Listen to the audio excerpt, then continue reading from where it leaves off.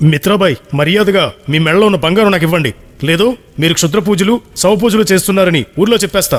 మూర్ఖుడా, నా దగ్గరున్న బంగారం దేనికి పనికిరాదు. నేను మృత్యుదేవత ఉండే లోయకి దారి కోసం ప్రేతాత్మల్ని వశం చేసుకుంటున్నా. ఆ చోటుకి వెళ్తే బంగారు రాసులు వస్తాయి. నిజమా? నిజమేరా.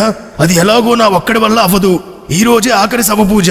అది అవ్వగానే నాకు మృత్యుదేవత లోయలో ఉండే నిధికి దారి, ఆ నిధి రహస్యం తెలుస్తుంది. మిత్రాతో కలిసి వెళ్ళాను. నేను కూడా శ్మశానంలో శవ పూజకి సహాయం చేశా. ఆరదంత్రహం కరియా కరకులం చక్రదంత్రహం గరియా విభుకలం మృత్యుఘోరకం గన్యా అరాచకం. శవం ఏదో చెప్పింది.